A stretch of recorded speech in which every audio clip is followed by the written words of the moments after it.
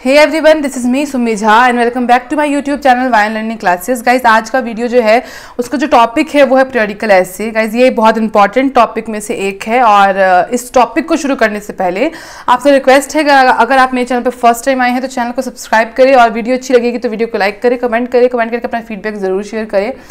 और चलिए वीडियो को शुरू करते हैं। पहले ये जो नोट्स बने हैं, इस नोट्स का बेनिफिट है कि आप इस तरीके से जो है अगर नोट्स एग्जाम में जाके लिखते हैं, किसी भी एग्जाम में लिखते हैं, जो लाइक आप एमए कर रहे हैं, बीए कर रहे हैं, सो अगर आप कर रहे हैं कोई भी पार्ट में है तो आपके लिए काफ़ी ईजी हो जाएगा, क्योंकि इस तरीके का नोट्स लिखने से आपको डायरेक्ट जो है वो फुल मार्क्स आएंगे। आपको नोट्स कहीं और से फाइंड आउट करने की जरूरत नहीं है, तो जो लिखा है वो समझाया जाएगा, एक्सप्लेन किया जाएगा। तो चलिए वीडियो को शुरू करते हैं। A periodical essay is an essay that is a short work of non fiction published in a magazine or journals, in particular an essay that appears as part of a series. The 18th century is considered the great age of the periodical essay in English. Notable periodical essayists of the 18th century includes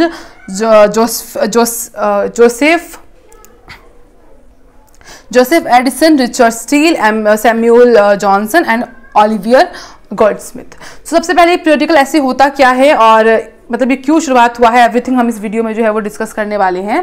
तो सबसे पहले periodical एसे होता क्या है। तो periodical एसे जो है वो एक शॉर्ट एसे है जो कि एक मैगजीन्स पे, न्यूज़पेपर्स पे और जर्नल्स पे जो है वो छपते हैं। और जो है ये काफ़ी छोटे छोटे ऐसे में से आता है, यानी कि ज़्यादा बड़े बड़े ऐसे नहीं होते हैं। इसको पढ़ने में ज़्यादा एजुकेशन की भी ज़रूरत नहीं होती है, आम आदमी भी इसको पढ़ सकता है, जिसके पास ज़्यादा एजुकेशन हायर क्वालिफिकेशन नहीं है वो भी इसको पढ़ सकता है पीरियोडिकल एसे को।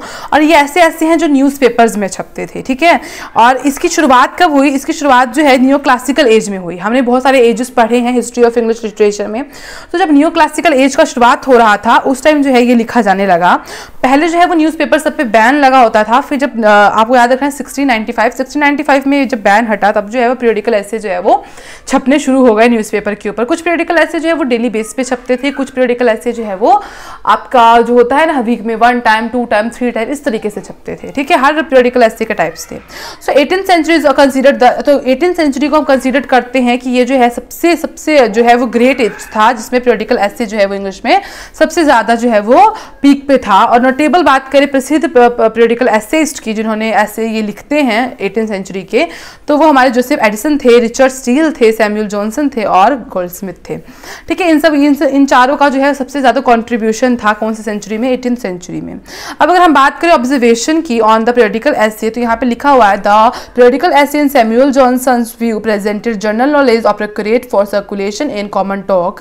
This accomplishment had only rarely been achieved in earlier time. Now was to contribute to political harmony by introducing subject to which faction has produced no diversity of sentiment such as literature, morality and family life.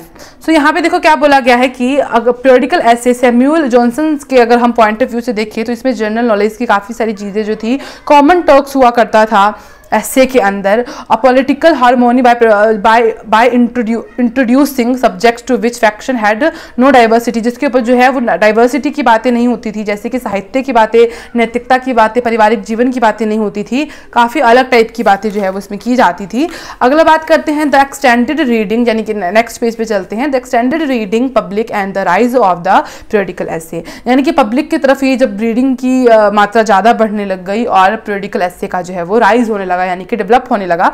The largely middle class readership did not require a university education to get through the content of periodicals and pamphlets written in a middle style and offering introduction to people with rising social expectation. Early 18th century publishers and editors recognized this existence of such an audience and found the means for satisfying its tastes. A host of periodical writers, Addison and Sir Richard Steele, outstanding among them, shaped their style and content to satisfying these readers taste and interest. अब सबसे पहले क्या बोला है, इसका मतलब अगर हम समझे तो लार्जली मिडिल क्लास फैमिली इसको पढ़ सकती थी, उसको हायर एजुकेशन की, यूनिवर्सिटी एजुकेशन की, फॉर एग्जांपल पहले ऑक्सफोर्ड यूनिवर्सिटी, कैम्ब्रिज यूनिवर्सिटी ये सब होते थे, तो इन सब की एजुकेशन जो है बहुत अच्छी मिलती थी। लेकिन बहुत मिडिल क्लास फैमिली ऐसे होते थे जो वहाँ पर जाकर एजुकेशन जो है वो नहीं ले पाते थे।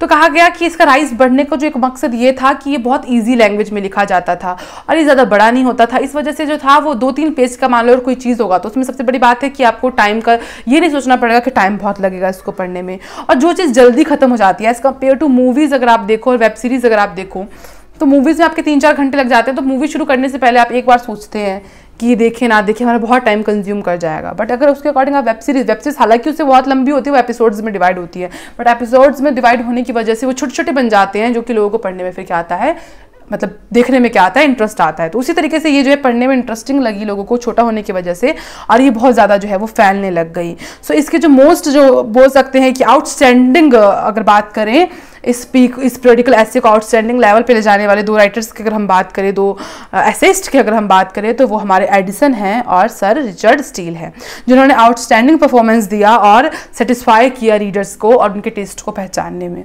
Now magazines this medley of borrowed and original material open invitation to reader participation in publication struck what modern critics would term a distinctly Middleborough note in literature. The most pronounced feature of the magazine were its brevity of individual items and the variety of its content. Consequently, the essay played a significant role in such periodical presenting commentary on politics, religion and social matter among it's many topic.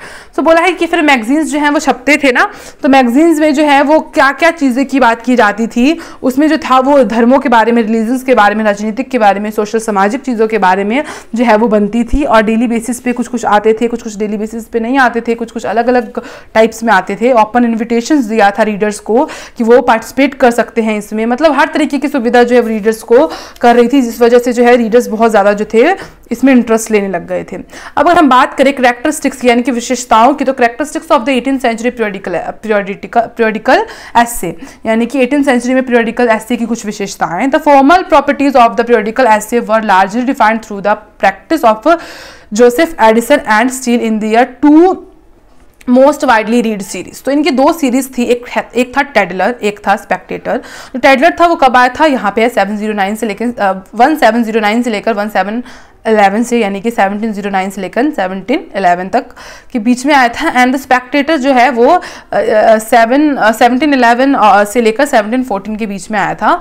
Many characteristics of this 2 paper, the factitious nominal proprietor, the group of factitious contributor who offer advice and observation from their special viewpoint, the miscellaneous and constantly changing field of discourse, the use of exemplary character sketches, letter to the editor from factitious correspondence and various other typical feature extended before Edison and Steele set to work, but these two wrote with such effectiveness and cultivated such attention in the reader that the writing in the next 7 and 8 decades। अब अगर इसका मतलब मैं समझाऊं तो देखो, अगर आप इजी वे में समझना चाहे तो इंपॉर्टेंट पीरियडिकल एसे जो थे, मान लो एक था द स्पेक्टेटर जिसको लिखा था एडिसन और स्टील ने, एक था टेडलर जिसको लिखा था रिचर्ड स्टील ने, एक था रैम्पलर जिसको लिखा सैम्यूल ने, और एक था एडलेयर जिसको पब्लिश किया था सैम्यूल जॉनसन ने ही, और एक था हमारा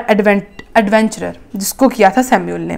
तो देखो ये सब जो थे ये पब्लिश्ड हुए थे, जो राइटर्स ऐसे थे उसके द्वारा मैंने बता दिया किसने किसको पब्लिश किया था। लेकिन सबसे ज़्यादा जो हमारा फेमस था वो था स्पेक्टेटर और टेडलर। अब जो स्पेक्टेटर था वो वीक में जो है वो स्पेक्टेटर हमेशा आता था, यानी कि डेली बेसिस पे आता, जैसे कि न्यूज़पेपर आते हैं ना, डेली आता था और डेली लोग उसको पढ़ना पसंद करते थे।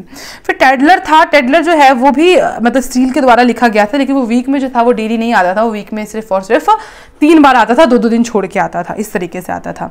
फिर रैम्पलर की बात करें तो वो 2 बार आता था, और टेडलर की बात करें तो फिर वो वीकली ही आता था, यानी कि वीक में 1 बार आता था। इस तरीके से जो था वो आता था, लेकिन सबसे ज़्यादा प्रसिद्ध हमारे जो था वो द स्पेक्टेटर था, जो कि एडिसन और स्टील ने लिखा था। ठीक है, इसको लोग जो है वो पढ़ना बहुत ज़्यादा पसंद करते थे, इफेक्टिवनेस था, कल्टिवेटेड था, और अटेंशन जो था वो रीडर्स का बटोरने में एक्सपर्ट था। अब इवोल्यूशन की बात करें यानी क्रांति की बात करें, the evolution of the periodical essay in the 19th century. By 1800 the single essay periodical had virtually disappear. तो धीरे धीरे क्या हुआ, क्रांति जब आई तो 1800 में, यानी कि हाँ 1800 में जो है वो डिसअपियर होने लगा। क्या हमारा ये ऐसे, ये जो हम पीरियडिकल ऐसे है, ये एक सिंगल ऐसे भी नहीं बचा, और रिप्लेस कौन कर रहा था इसको, सीरियल ऐसे कर रहा था, मैगजीन्स कर रहा था, जनरल कर रहा था। Yet in many respects the work of the early 19th century familiar essayist reinvigorated the Edisonian essay tradition through emphasizing eclecticism, flexibility and experientiality, Charles Lamb, in his serious essay of Alia published in the London magazine during the 1820s, intensified the self-expressiveness of the spiritualist essayist voice. Thomas De Quincey, political essay, blended autobiography and literary, and William Hazlitt Shout in his political essay to combine the literary and the controversial. तो बस यही है evolution आने के बाद क्या होता है 1800 के टाइम कुछ ऐसा आता है कि हमारा जो धीरे धीरे जो है पॉलिटिकल ऐसे जो है वो विलुप्त होते जाता है, यानी कि ये बोल सकते हैं कि हमारा जो टाइम था ना न्यू क्लासिकल एज में जो है हमारा ये पॉलिटिकल ऐसे जो है वो आना शुरू हुआ, और रोमांटिक एज आते आते जो है यानी कि उसके आने से पहले ही उस टाइम तक हमारा पॉलिटिकल ऐसे जो है वो ख़त्म हो गया, यानी कि लोगों की रुचि उस पर से जाने लगी, यानी कि लेकिन जो हार्डवर्क था, जो मतलब उसका सफलता था वो बहुत ज़्यादा था उस एज में, जिस एज में पॉलिटिकल एसे जो था वो बिल्ड कर रहा था। पॉलिटिकल एसे ने बहुत अच्छा जो है वो ऑडियंस से जो है नाम कमाया था। Columnist and contemporary political essay, writer of the popular political essay have in common both brevity and regularity. Their essay are generally intended to fill a specific space in their publication, to be it many column inches on a feature or op ed page or a page और अब चाहे वो single page पे लिखा जाए चाहे वो double page पे लिखा जाए, लेकिन उन्होंने ऑडियंस के जो उस पर था काफ़ी अच्छा मतलब दिल में अपनी जगह बनाई थी। इन आ predictable location in a magazine, unlike freelance essayists who can shape the article to serve the subject matter, the columnist more often shape the subject matter to fit the restriction to the column.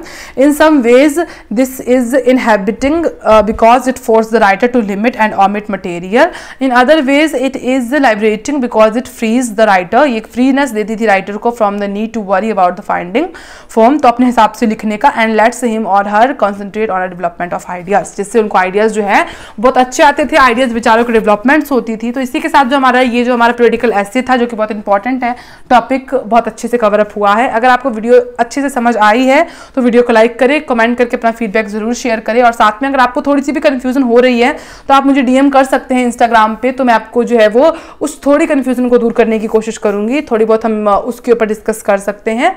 अगर आपको कोई भी topic में कोई problem हो रही है, या तो आप सबसे बड़ी बात है कि इसमें मैं जो वीडियो बनाती हूँ, आपका एक वीडियो कुछ मिनट्स की वीडियो बनाने में जो है वो काफ़ी घंटों का मेहनत लगता है, तो ऐसा नहीं है कि वीडियो का एक्सप्लेनेशन में कोई दिक्कत है या कुछ। अगर आप वीडियो को एक बार देखकर छोड़ देंगे तो ऑब्वियस सी बात है कि सडनली कोई भी चीज़ देखो और फिर उसको छोड़ दो तो नहीं आएगा। वीडियो को 1 से 2 बार देखो, 2 से 3 बार देखो, जिससे आपके दिमाग में जो है वो अच्छे से सेट हो जाए। ठीक है, तो चलो मिलते हैं नेक्स्ट वीडियो में। तब तक कोई कन्फ्यूजन लगे तो आप डीएम कर सकते हैं, इंस्टाग्राम पर मुझे फॉलो कर सकते हैं। इंस्टाग्राम की जो लिंक है वो डिस्क्रिप्शन बॉक्स में अवेलेबल है। साथ में इसके नोट्स पाने के लिए टेलीग्राम भी बनाया गया है, टेलीग्राम चैनल भी है, तो टेलीग्राम पे जाकर आप इसके नोट्स ले सकते हैं, उसकी भी लिंक आपको डिस्क्रिप्शन बॉक्स में मिल जाएगी, वहाँ पे भी आप सब्सक्राइब कर सकते हैं। तो चलो मिलते हैं नेक्स्ट वीडियो में, तब तक के लिए जय हिंद, वंदे मातरम।